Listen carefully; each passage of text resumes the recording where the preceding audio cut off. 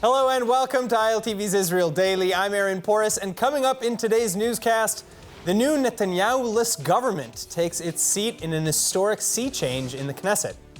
Meanwhile, we take a closer look at just what the new coalition can and will attempt to accomplish.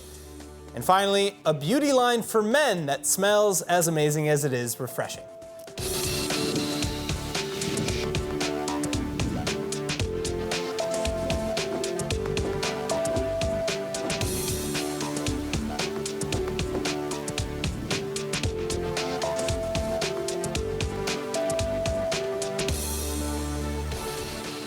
In a paper-thin majority vote of just 60 Knesset members to 59, Israel's 36th government now approved. The historic coalition, including voices from across the entire Israeli political spectrum, and perhaps even more historic, its unseating of the 12-year-long leadership of Likud chair Benjamin Netanyahu. תודה לך, בנימין נתניהו, על שירות ארוך שנים ועטור הישגים למען מדינת ישראל. כראש הממשלה פעלת לאורך שנים רבות במסירות לביצור עוצמתה המדינית, הביטחונית והכלכלית. One of the most tense Knesset moments of the past decade, the affirmation of the so-called change bloc over incumbent Premier Netanyahu and his right-wing and religious backers. Exactly half of the 120-member Israeli parliament voting in favor of the new coalition, with 59 Knesset members in the meantime voting against. And this following 4 repeating elections in just 2 years' time. Israel's new governing ministers under new Prime Minister Naftali Bennett and alternate Premier Yair Lapid posing victoriously with President Reuven Rivlin Monday morning for a traditional new coalition photo op. Likewise, leaders worldwide, including United States President Joe Biden, calling in to express their best wishes as well as optimism for the future. That said, as the relentless heckling in Knesset on Sunday might suggest, the new government facing an uphill battle both politically, socially, and ideologically. Politically, Knesset members now in the opposition vowing to continue, if not ramp up the pressures on the nascent government, which itself may soon see difficulties voting as a unified organization. Then, socially speaking, many supporters of Bennett's own Yamina party, as well as those of the right-wing and religious parties, still feeling abandoned by Bennett's choice to break with the right in the first place. אני עומד כאן כשליח ציבור נבחר של למעלה ממיליון ישראלים שהצביעו לליכוד בהנהגתי, ועוד כמיליון אזרחים נוספים שהצביעו למפלגות ימין בידיעה שהן תהיינה חלק מממשלה בראשותי.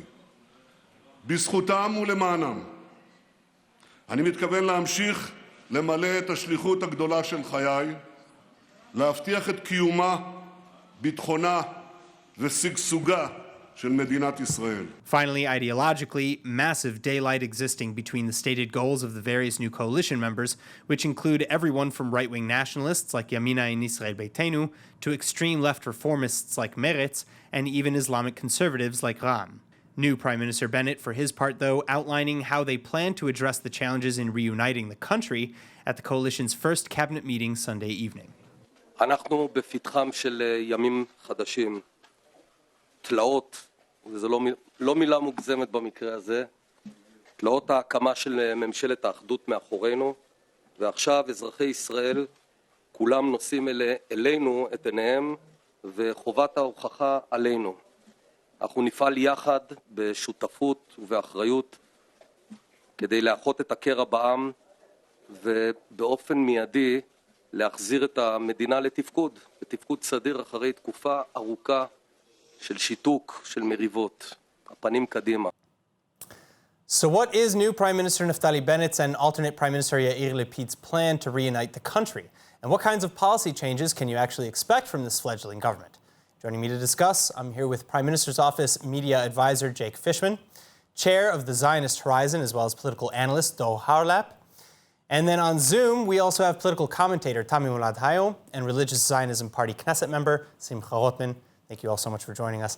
Tami, I'm going to start with you. Among the first orders of businesses outlined by the new government is setting term limits to 4-year limits for the Prime Minister's office. Do you think that it's time Israel had such a limitation? Well, Yes, it's time, but now is not the time. It seems like a personal issue. At the end of the day, yeah, we need to have some kind of a working democracy, and we have to have some guidelines about for how long can anyone sit in office. But right now, it seems like it's more something against Netanyahu. And even though I'm not for Netanyahu at all, I'm very much against personal legislation. Dol, do you see a personal tinge to this legislation? First of all, yes, I agree with what you said, even though that you can still make the law in a way that it will start to count only from today, not from what we had before, because Netanyahu is not prime minister anymore, unfortunately, is my opinion. But I don't think it makes sense to have this law at all in our political system, because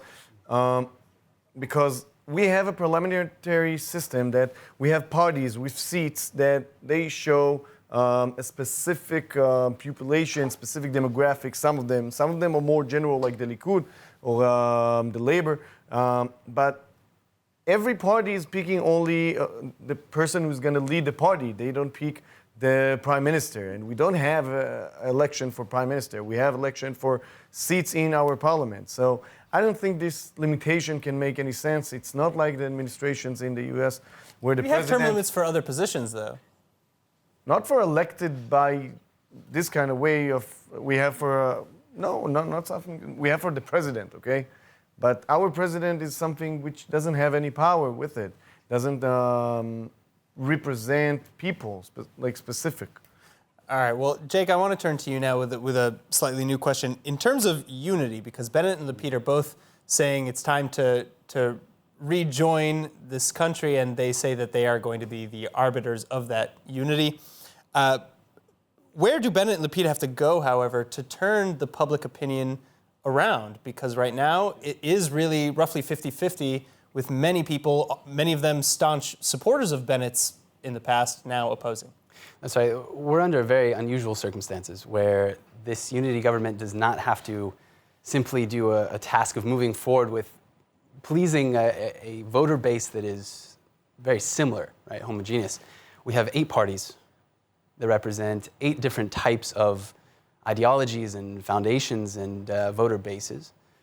And so to move this forward in a way in terms of the media in a homogeneous state, in a full front, to get voters in Israel at large behind this new unity government, they're going to have to run on a very similar kind of, let's say, slogan, right? And the slogan that's uniting them currently is bye-bye Netanyahu, right? Is bye-bye Bibi.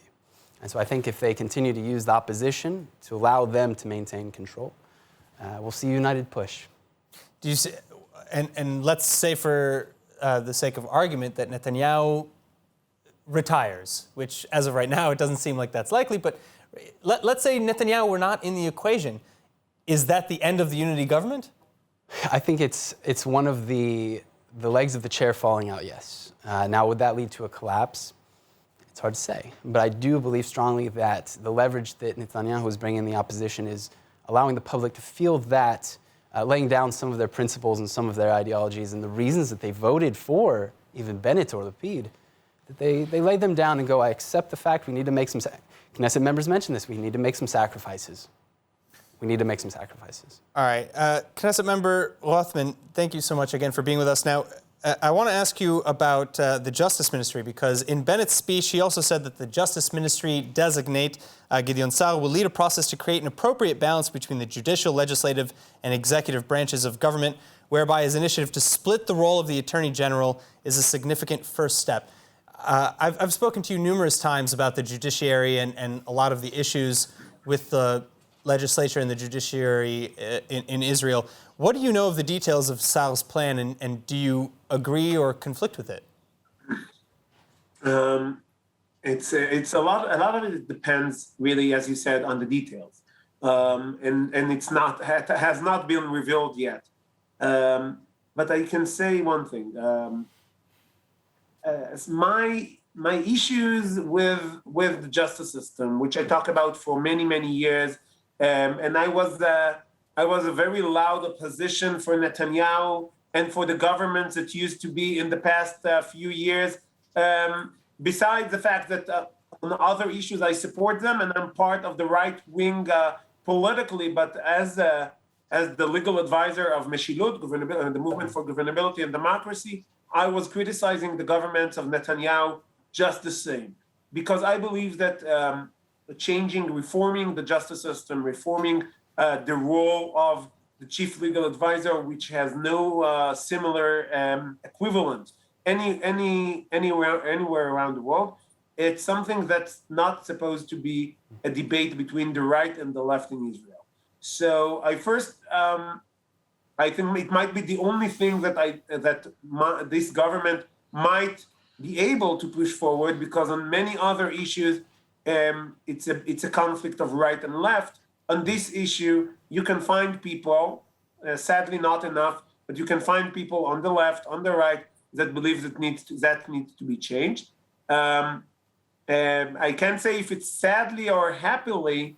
I don't believe this government will last long enough to do this reform. But that's why I'm not celebrating today, even though one of the major policy issues that my party and myself pushed forward for many years was finally adopted in the coalition agreement and by a justice minister who wants to do this for many years. That's why I'm not so happy, besides all the arguments about the government. All right, Tommy, one of my final questions before we move on to a new topic. Former Prime Minister Netanyahu largely hailed as being a strong face for Israel, especially on the international stage. How do you expect Israel's image to likely change with Netanyahu now in the opposition, especially with the new foreign minister being Yair Lapid? Well, first of all, Yair Lapid, he's very good in front of cameras, and he knows how to stand in front of an audience. But you know, the one thing I expect Netanyahu to do, that if he really cares about the state of Israel and the people of Israel, is even if he is in the opposition, he is expected to still speak out for Israel. We are all expected to speak out for Israel. Whatever criticism he has, well, he should do it as well. He and his supporters used to shout all the time, inside the home, not outside. And towards the world, he should be one of the representatives of Israel. But also, I have to say that Naftali Bennett, Yair Lapid, and the rest of the people in this government, well, they know what they're doing. They're not just people who came out of the street into the Knesset. They're all seasoned politicians, people who have done one or two things. They know how to speak English, and Netanyahu is not the only one. They know how to reconnect and to connect with the rest of the world. And we've seen it already, because one of the first phone calls that Bennett received was from Biden, and it was a very pleasant phone call. So I'm not worried in that sense. I'm very worried about that, because I don't know, should I be worried more from the new administration, the new government here in Israel, or the administration in the United States with Joe Biden? It's a bad situation for the Jewish people those days. I'm sorry, I have to say that.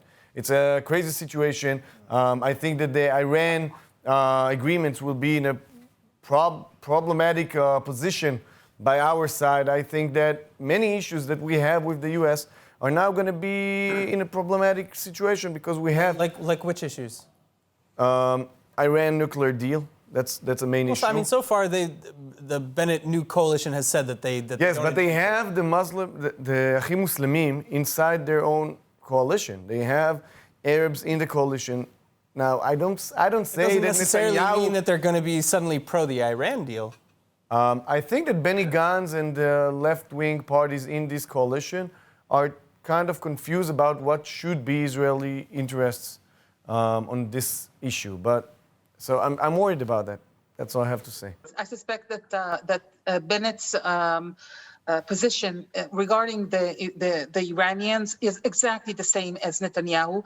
Maybe the difference between the two is, while Netanyahu has put himself in a very narrow position, opposing the U.S., opposing Europe, maybe now Bennett will be able to work with them to reach some kind of a better deal. It's not opposing anyone. It's being for our interests.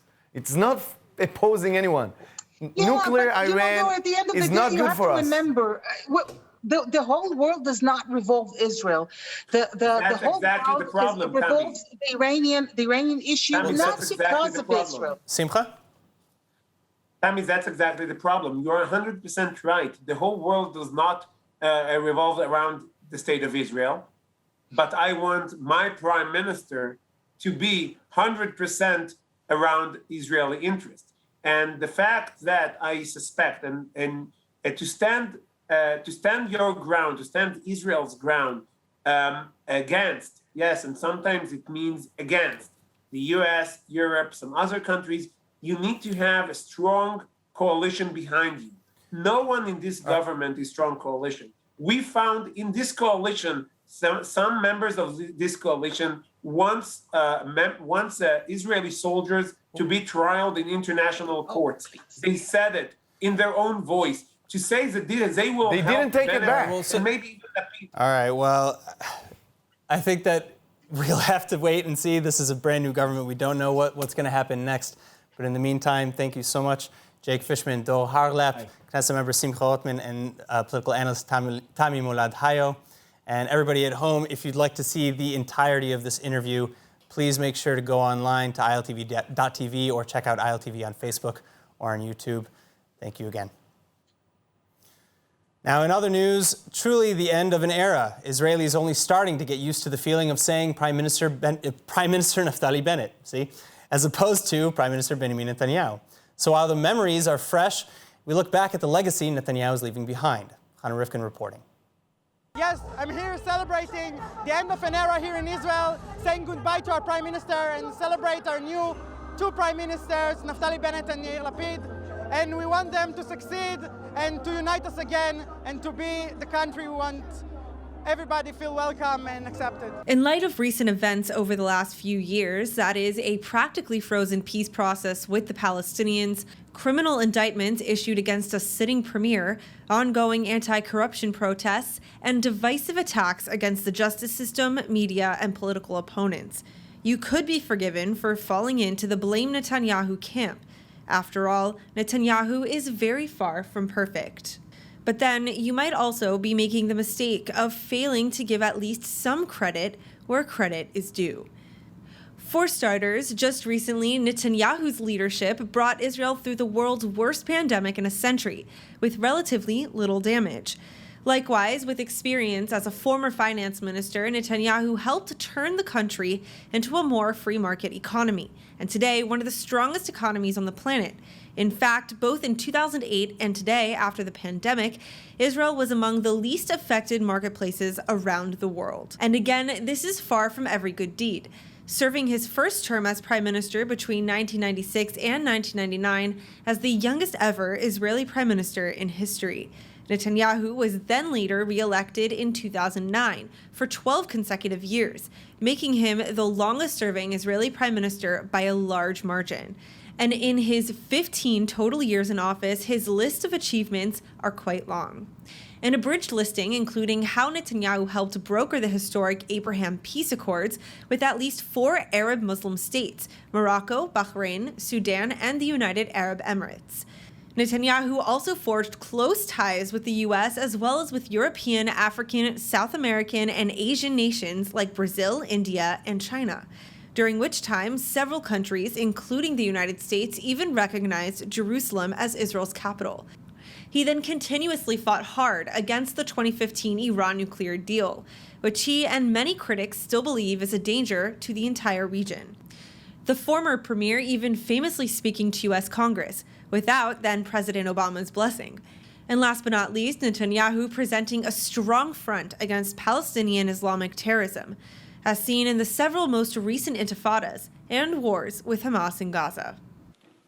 בכל תפקידיי הציבוריים, כציר ישראל בוושינגטון, כשגריר ישראל באו"ם, כשר החוץ, כשר האוצר, כשר הביטחון, וכראש ממשלת ישראל במשך למעלה מ-15 שנים, הייתה לי הזכות לפעול לילות כימים למען המדינה האהובה שלנו. Moving on, ILTV's Emmanuel Kadosh returning with our friends from SR Cosmetics, and this time with a product line that I can personally get behind. In fact, I had the pleasure of trying out some of the new releases, but I'll let Emmanuel take it away from here. Hi everyone, welcome back. Today we are going to be talking about another line by SR Cosmetics. This line is specified for men. It's called their Peacock line. They have 3 products. They have a moisturizer, they have a styling beard cream, and they have a cream specified for tattoos with SPF. And yes, it does come in a very adorable packaging. Aaron Porras, our main news anchor, is going to be coming in and we're going to be testing them all out on him. For the Peacock line, we developed a very interesting product, which is a tattoo protector. It's a cream with SPF 25 that protects your tattoos during years ahead. But also we have another formula, which is a moisturizer for men, ageless. Anti-aging formula. Inside we have a lot of medicinal plants. So also in this line, we have a beard balm that you can protect and also nourish your beard area. And this line is very, very nice also in the smell.